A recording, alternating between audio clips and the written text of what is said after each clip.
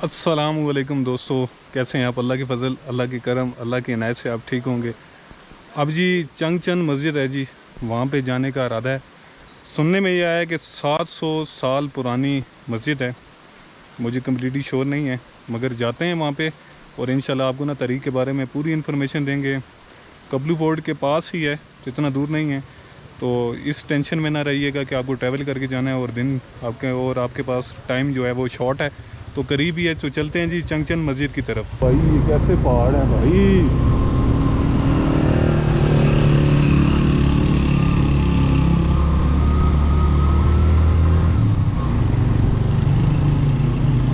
Beautiful نالا دریا سے آ رہا ہے، اس کو ڈائیورٹ کیا گیا ہے پاپولیشن والی سائڈ پہ تاکہ جو ہے نا پانی کی ضرورت کو پورا کیا جا سکے۔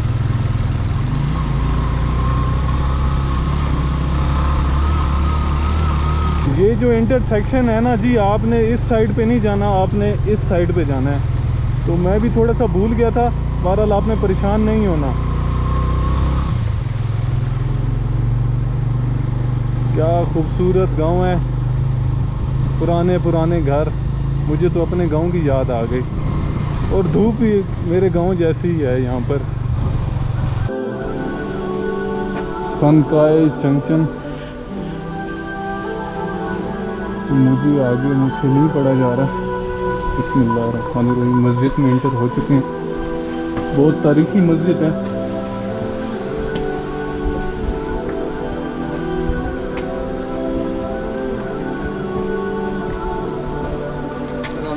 وعلیکم السلام، کیسے ہیں آپ؟ ٹھیک ہیں؟ خیریت سے؟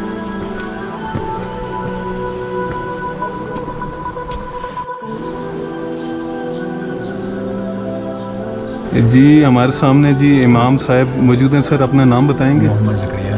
محمد زکریا صاحب، تھوڑا سا نا تفصیلاً ہمیں مسجد کے بارے میں بتا دیں، کب تعمیر ہوئی، اس کی تاریخ کیا ہے؟ اعوذ باللہ من الشیطان الرجیم، بسم اللہ الرحمن الرحیم۔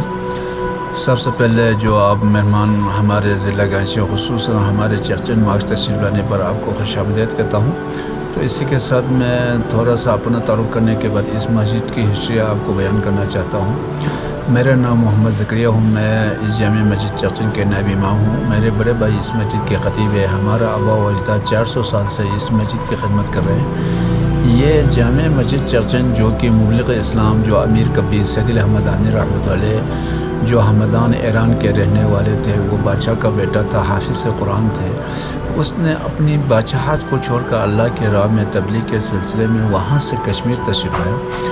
تو یہ کشمیر سے سنگلاخ پہاڑوں سے بلتستان تشریف لایا، تقریباً 750 سال قبل، 786 ہجری کی بات ہے۔ اس وقت پورے بلتستان بدھسٹ تھے۔ یہ تاریخ میں لکھا ہوا، یہاں بدھسٹ کے ایک ٹیمپل بنا ہوا تھا۔ اس ٹیمپل کے اوپر انہوں نے لوہے کے گھوڑا بنا ہوا تھا، اس کو وہ لوگ پوجا کرتے تھے، بدھسٹ کے لوگ۔ جب مبلغ اسلام جو امیر کبیر سید الحمدانی رحمۃ علیہ یہاں تشریف لایا تو ان کے ساتھ مباحثہ مکالمہ ہوا۔ تو انہوں نے کہا کہ آپ لوگ کلمہ پڑھیں، تو بدھسٹ کے پیشوا نے کہا ہمیں کوئی معجزہ کرامات دکھائے تو ہم بھی کلمہ پڑھیں گے۔ تو انہوں نے کہا کہ ہم نے ایک میٹل کے ایک گھوڑا بنا ہوا ہے، اس کو لوہار لا کے گرم کر دیں گے، اگر آپ کے کلمے میں کچھ طاقت ہے تو وہ گرم والے گھوڑے کے اوپر سوار ہو کے فضا میں اس خپل کو رون کر دیں، چکر ماریں، تو وہ اللہ کے ولی اللہ کے حکم سے بسم اللہ پڑھ کے وہ گرم والے گھوڑے کے اوپر سوار ہو کے فضا میں رون کر کے جب یہاں تشریف لایا تو بدھسٹ کے جو پیشوا تھے اس کو لمک کہتے تھے، وہ جادوگر تھے، وہ ٹونا کرتے تھے، وہ آسمان کی طرف اڑنے لگا۔ یہ تاریخ میں لکھا ہو جو امیر کبیر سید الحمدانی رحمۃ اللہ نے اپنے جوتے کو آسمان کی طرح چھوڑا تو اس کے سر پر مارتے ہوئے اس کو واپس لائے. لانے کے بعد انہوں نے کلمہ پڑھی. کلمہ پڑھنے کے بعد اس مسجد کی بنیاد رکھی. اس کا نام رکھا ہے شخچن. تو کثرت سے بول کے چخچن بھی ہو گیا. شخ کہتے ہیں یہاں کے زبان میں عدالت کو کہتے ہیں. تو پرانے زمانے میں یہاں کو احمد رب نہیں تھے, کوئی حکمران نہیں تھے, لوگوں کے تنازعات ہوتے تھے. یہاں آ کے وضو کرنے کے بعد جامع مسجد چخچن کی قسم کھاتے تو اس وقت فیصلہ ہو جاتا ہے. یہ اب بھی کنسیپٹ ہے کھولے کچہری. اگر تھانوں سے لوگ اگری ہوتے تو یہاں آ کے جامع مسجد چخچن کی قسم کھاتے تو اس وقت فیصلہ ہو جاتے. جس نے حق پر قسمیں کھا اس کو کچھ نہیں ہوتے, جس نے ناحق پر قسمیں کھایا اس کو دنوں مہینوں منٹوں کے اندر اللہ تعالیٰ کسی نہ کسی طریقے سے اس کو سزا عذاب دکھاتا ہے. کیونکہ یہ متبرک جگہ ہے. انہوں نے اپنے ساتھ معمار ترکان لے کے آ کے باوضو اس مسجد کی تعمیر کی. یہ اندرون والا نقش نگاری اسی زمانے کا ہے. اس کی پینٹنگ بعد میں ہوا ہے. اسٹرکچر اسی زمانے کا ہے. کچھ بوجھدہ ہو کے اس کو ہم مینٹین رکھتے ہیں. تو یہ متبرک جگہ ہے. یہاں کوئی بھی ڈیفیکٹ ہو, کوئی بھی مسئلہ ہو, اولاد کے بارے میں یا کاروبار کے بارے میں, بیماری کے بارے میں, صدقے دل سے 2 رکعت نماز نفل پڑھ کے اللہ سے دعا مانگ کے چلے جاتے ہیں. اس کے حاجات پوری ہو جاتے ہیں. یہاں کے لوگوں کا ایک بڑی اعتقاد ہے کیونکہ یہ اللہ کے ولیوں نے اس مسجد کی تعمیر کی. یہ اس وقت تعمیر کی باوضو اس مسجد کی تعمیر کی. یہ سارے ووڈ کے بنے ہوئے ہیں. اس میں کوئی لوہے کے کیل نہیں, تمام کے تمام لکڑی کے کیل سے بنا ہوا ہے. تو یہ معجزہ کرامت والی مسجد ہے. اس کے بیچ میں بھی ایک مینار ہے. وہ مینار بھی آپ دیکھ سکتے ہیں وہاں چھت سے. اس کا بھی ہسٹری کتاب میں اس طرح لکھا ہوا ہے. وہ اللہ کے ولی لوگ کیا کرتے تھے, اللہ کا ذکر کرتے تھے, اللہ کرتے تھے. لفظ اللہ کو دل کو مارتے تھے, دل کو واش کرتے تھے, تزکیہ دیتے تھے, تزکیہ نفس کرتے تھے, شیطان کے وسوسے کو نکالتے تھے. اس لیے اس نے اپنے مراگرام میں بیچ میں ایک مینار بنا ہوا ہے. یہ اس مسجد کی ہسٹری کے ساتھ یہاں امن ہے, سکون ہے, ڈگٹی نہیں ہے, کوئی چوری نہیں ہے, کوئی کرائم نہیں ہے, کوئی مذہبی ایشو نہیں ہے. اسلام چاہتا ہے, کلمہ چاہتا ہے, لا الہ الا اللہ چاہتا ہے. یہ ہے اس مسجد کی جزاک اللہ. تو ساری گفتگو آپ نے امام صاحب کی سن لی ہے. تو اس کا مطلب یہ ہے کہ یہ جو مرکز سوائے صرف مسجد نہیں ہے, یہ روحانی مرکز بھی ہے. یہاں پہ تزکیہ نفس بھی ہوتا ہے اور یہاں پہ اللہ کا ذکر ہر وقت ہو رہا ہے. اور یہ مسجد جی مقدس ہے, اس میں کیل کا استعمال نہیں ہے, ساری لکڑ کی بنی ہوئی ہے. اور اولیاء اللہ نے اس کو تعمیر کی ہے, انہی کے ہاتھوں سے تعمیر شدہ ہے. اور یہ آپ سمجھ لیں کہ اس ایریے میں اسلام کا قلعہ ہے. اندرون سے لے لیں, باہر سے بھی لے لیں.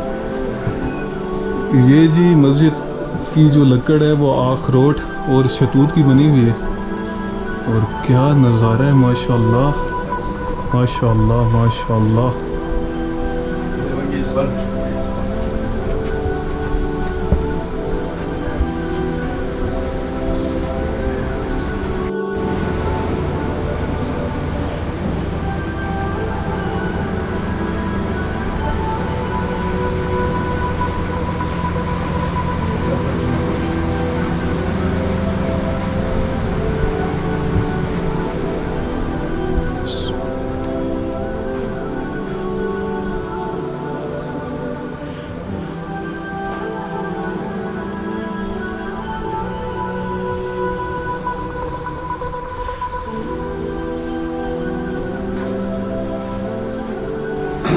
چار چیز کو قندیل کہتے ہیں. تو پرانے زمانے میں جب بجلی نہیں تھے تو اس کو شب قدر کے دنوں میں, یہ رمضان کی تراویح کے دنوں میں اس 4 چیز کو جلاتے تھے. اس میں خوبانی کے تیل لا کے کپاس کا پدی بنا کے اس کو جلاتے تھے. تو جب ابھی بجلی آئے تو یہ فانوس ہے, وہ اس زمانے کا فانوس یہ تھے. اس کو قندیل بھی کہتے ہیں.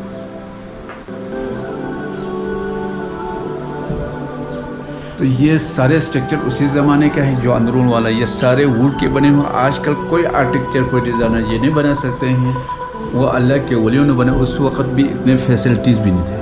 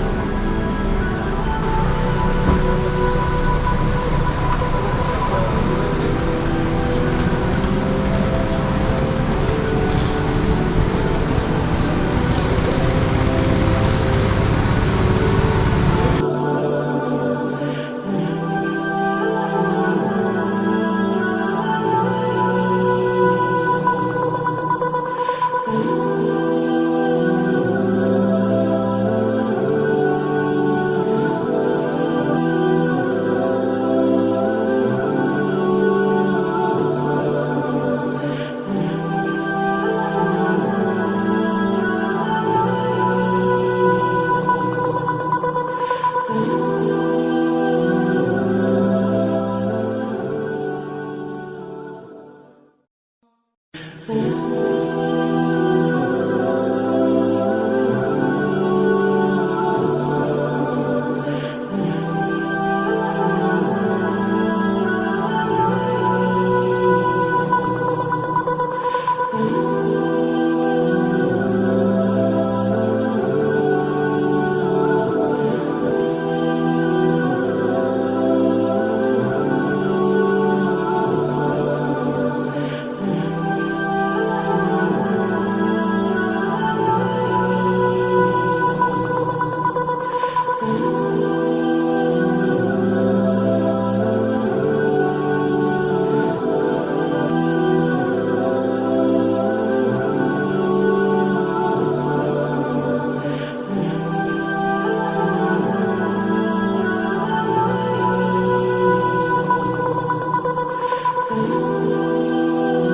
دوستو امید کرتا ہوں کہ آج کا ویلاگ آپ کو پسند آیا ہوگا۔ اسے مسجد چنگچن بھی کہتے ہیں اور خانقاہ چنگچن بھی کہتے ہیں۔ یہاں پہ ایک روحانی سلسلہ جس کا آغاز کافی سالوں پہلے ہوا تھا وہ آج تک جاری ہے۔ تو اپنا خیال رکھیے گا، کریم خان کو دعا میں یاد رکھیے گا۔ اللہ حافظ۔